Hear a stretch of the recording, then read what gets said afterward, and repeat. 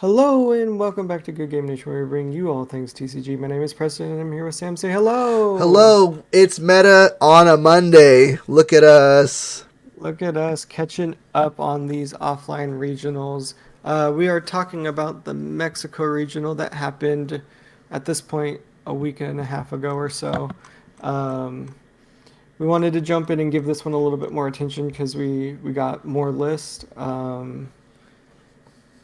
Yeah. Yeah, we have this really cool Facebook post. It's going to be in the description down below. Came from the Nest. We have the top 16. All the lists are going to be down here. If you want to check out all the lists, they will be in the description down below. Go check them out. There are a bunch of really cool things in there.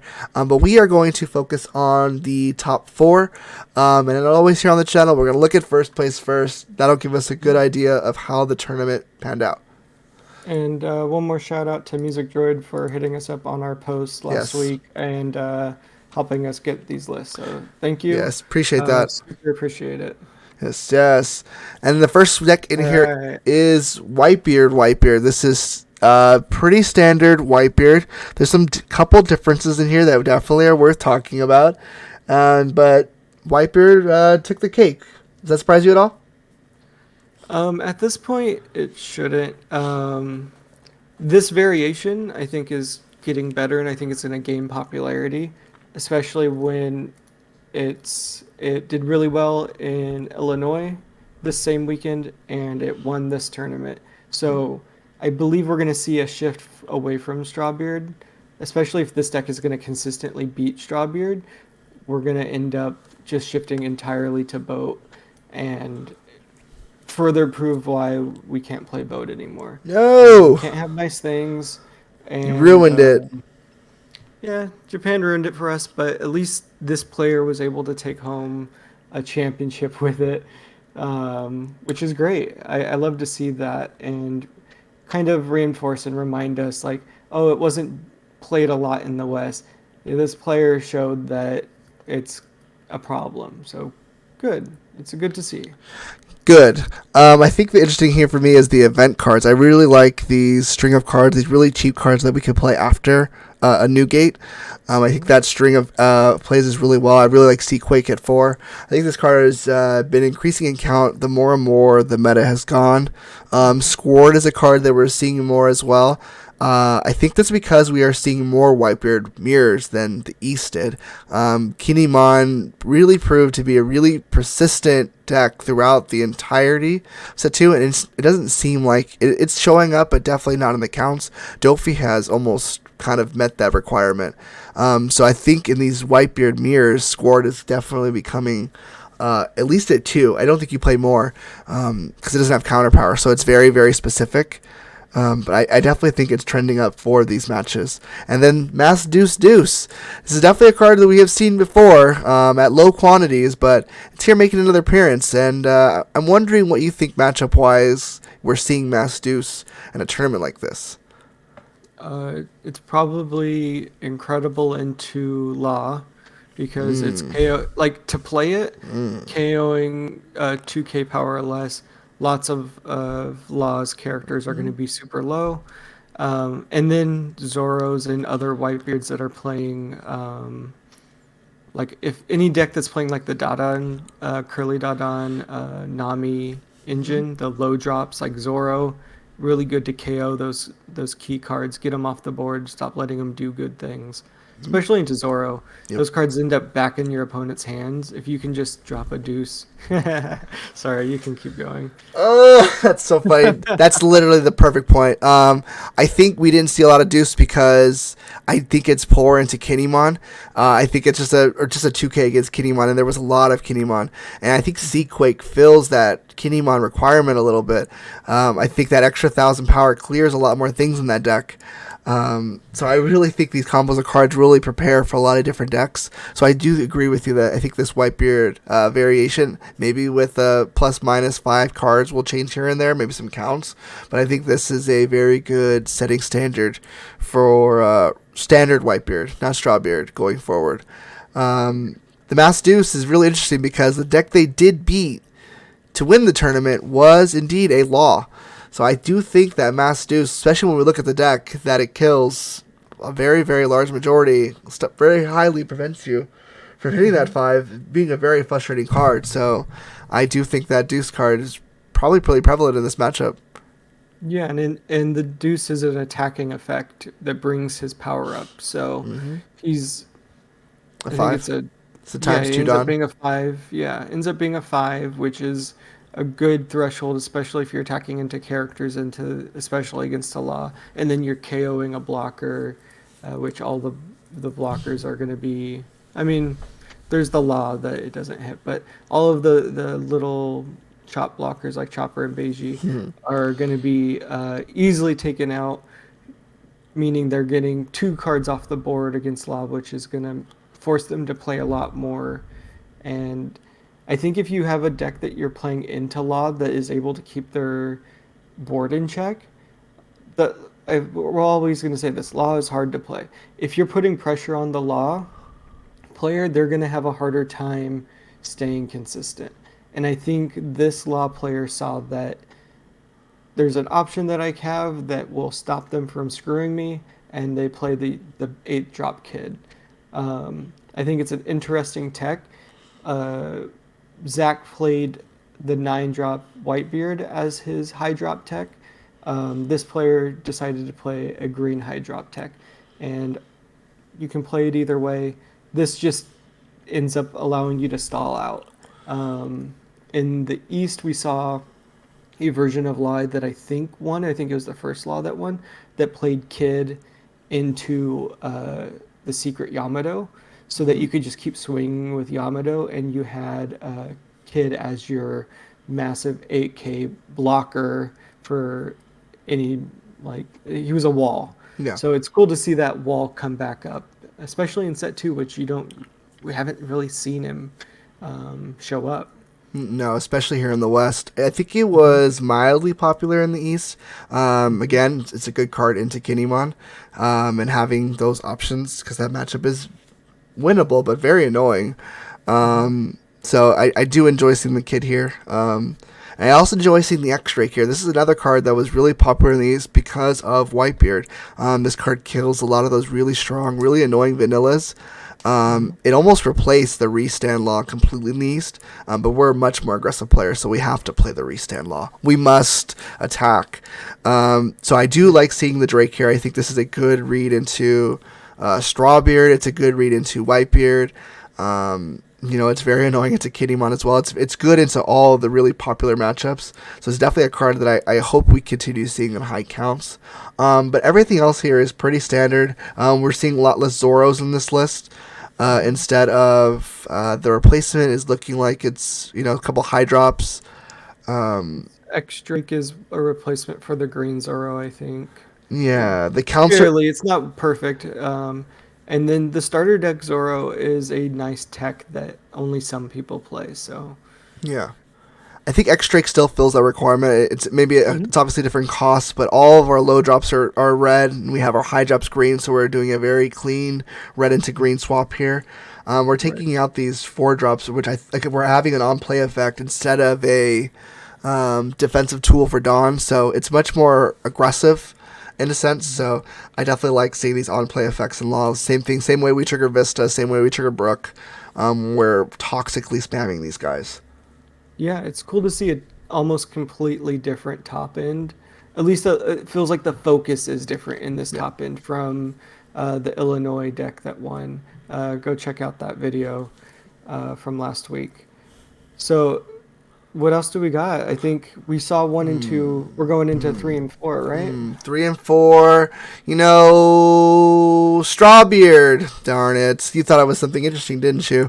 No, Strawbeard is I think a list that we really haven't covered on this channel. I don't remember it being very popular in the East. I know we did cover it once or twice because it was really cool. But I don't remember it doing very well. It was very suppressed by standard Whitebeard. I think the speed of other things were giving it issues as well. But Strawbeard is still pretty prevalent. I think it's really strong. I really like the speed that we get. We're trading speed for power. I think the Nami for the boat is probably my direct angle here. You get the consistency from Nami, but you're losing the power from Moby. Maybe with Moby going, like looking next set, maybe Strawbeard is a hypothetical. The thing is, they get a searcher for Whitebeard, so Yeah. Yeah, you just end up playing the Searcher and the Buggy next set, and then you just play a couple extra events to get that power back. But yeah, this is a deck that I haven't really paid attention to. I saw that I think online regionals and maybe the end of Treasure Cups, Strawbeard just exploded, and I didn't really want to cover it. I didn't want to look at it. It wasn't. It was just there's just so many. One of the tournaments that we covered in Meta Monday, it was like 16 out of 32 of There's a lot of the Whitebeards. decks were Strawbeard Yeah. exclusively. That's Yeah. the last time we covered it. It Ah. was just uninteresting to me because it's just another red deck, but I can see the value in each of these cards. We're seeing some of the things that we pick up from Whitebeard with the Sanji, being able to play into your mirror to get lower life, to get your radical beams on board, to get just the deck moving a little bit more. To deny Moby. Yeah, and then we're getting a couple different 2Ks that we don't get in the normal deck with the Luffy promo that is a decent attacker, but I would imagine is played more out of hand instead of actually on the board. Lots of 2Ks in this deck. I love to see the Vanilla Frankie. Boy doesn't get enough love, so I'm happy to see that he at least is getting played in red. Oh, God, that hurt. Why did they have him at Water 7? No. I don't. Just like bringing up your traumas when we're really talking about this. No. How is he not even like a searcher or something? Frankie really should have been a purple in that set. That's a bummer. I really like the Sanji in this Edward Newgate mirror. Controlling your life and being even or lower to prevent a hypothetical Moby is a real strength of this deck to be able to, real strength for mirrors.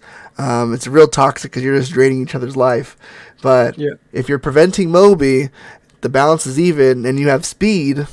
Newgate has a chance. This has a chance, and I think that's where it comes from. But that is Strawbeard. The last deck, though, it is Spice. We have an Ivank in the top 4. Woohoo! I just thought of Jinbei immediately too. When you said that, I'm like, oh, I know this is next. Can't believe Jinbei's not in this set. I'm devastated every time. But we do have an Ivank here. It's running the classic Ivank, Luffy, Crocodile, Splash mechanic. There are some things that are a little different here. So, what do you think, Preston? I would love to hear what this player is doing with this 3-drop Boa Hancock blocker. Um, I I don't know why you're playing this card. You have Law, that's a 1-drop. This card does have Trigger, but does it? How often are you actually hitting this card of Trigger that matters when you can play the Law? Is it that it also has counter? Because I don't think the Law. I don't get it. I don't get it. Really be interested to see the opinion on that. But this deck is interesting. All of these decks that we've seen so far don't have as many blockers combined, I think, that this deck has in its singular deck. So that's interesting to see. I haven't followed a lot of Ivank since it did well in Japan. So Tag me in. yeah. So yeah, tell me what you think about it because I haven't followed the progress here. Ivank is the true lottery. You either hit it or you don't. No, I think Ivank has a lot of real strengths here. I think Ivank plays on the board very similar to Kinemon. You have typically no hand. I'm a huge fan of the blocker law. It costs 1, and most of your Ivank combos you have an extra mana anyway, so you're able to play the law and then still play the Ivank. It's a huge pro for that card, and since you typically don't have counter at the end of your turn anyway, having those cheap blockers that are easily played throughout your turns is super important. So I'm a huge fan of that card. That might be an adaptation, it might not. So let us know in the comments, guys. Is Boa Hancock the play? Should I give it a second chance? Let us know. Another thing that was really popular was running higher counts on the 7 and 9 drop Dofi and Mihawk. You want to prevent as many attacks as possible. Again, no hand. Maybe you don't have blockers. Let's send their cards away. We play higher accounts because we typically discard these cards. The priority always goes Ivank. You always play Ivank over everything else, and everything else depends on your station. So if you have an Ivank and a Mihawk, you're typically discarding that Mihawk to play that Ivank. So you definitely want to see those cards more often. But this deck has a real chance against everything in the meta. It just lacks a little bit of consistency. Sometimes you get it. Sometimes you just whiff really big. But we definitely should be seeing this deck more. This combo is good and mildly consistent. So we definitely should be seeing more of these pop up now, especially after one, did so well. Hoping we really see more of this deck. It's an interesting deck too because it has Buggy that is searching. You could play the Mihawk that draws, or you could keep it for early 2K. Newkama Land is cycling cards all the time. So it feels like it should be more consistent, but since you rely on there being no cards in your hand for a lot of the stuff to happen, I can see how you lose consistency because you have good cards and you're like, if I want my effects to go off, I have to dump them. So you lose a little bit there. It's really interesting to take this deck and think about how it matches up against the super aggro decks that we just covered. If they have a bunch of things on the board, but you roll a Vonk into a Luffy, that game just changed. They dramatically just changed, and there's nothing really in the meta that can really respond to this. You could Jet Pistol 1 away, but you're not Jet Pistoling 2 away, and you better pray they don't have another one. Because if they have another Vonk, it snowballs really heavily. You have to work to Jet Pistol, because Jet Pistol's only 6K. Yeah, it's not free. Yeah, it's not free. You have to Otama into Jet Pistol or something to be able to hit one of the two cards. And then you either get rid of the other one with a second Otama Jet Pistol the next turn, because you're not going to use all 10 of your Dawn in one turn just to kill two cards. So it's having a 7K bring in another 7K. Yep. Ruthless. Yeah, I can see how that changes your game. It changes everything. Yeah, it's ruthless. It's definitely a deck that really has a chance at everything. It definitely takes a very patient pilot because you're definitely going to lose some games. But once you're comfortable and know when you can take your chances, it's definitely a fun leader. This is probably one of the more fun decks in set 2, in my opinion. You're not playing red, so it's a huge win. Shout out to this guy. Thank you for not playing red. Appreciate Absolutely. you. And I believe that is all we have from Mexico for this video. Yeah, we covered the top 4 because they ended up being so vastly different. So I hope you're able to enjoy a little deeper dive into the meta, especially with all these tournaments happening. It's cool to see a couple more decks other than Law, Zoro. It might have been Law, Zoros, but there were 4 different decks topping, which is pretty cool. I don't know if we can be like, this is the turning point, but I know when Magellan topped, we saw a lot of Magellans and locals. Maybe we'll start to see more Avonks show up, and when Avonk shows up, meta gets a little toxic, so you never know what'll spawn. So pray for a change. Yeah. And hopefully we'll get a smoker in the top 4 next time. Pray. Or Z. I would love that. I would love that. Well, guys, if you made it this far, please consider doing the YouTube things. Like, comment, subscribe. Let us know in the comments. Is there some spice coming soon? Is there a smoker list? Let us know. I want to see it. Thank you guys, and we'll see you in the next one. Later. Bye. Bye. I'm going to make a king list. Yeah. Doing it right now. Absolutely. Jump in deep with late meta. Spoiler, it's not good. But it's going to be funny. Absolutely. Troll someone in locals with it. Of course, that's what it's meant for. It's what it's meant for.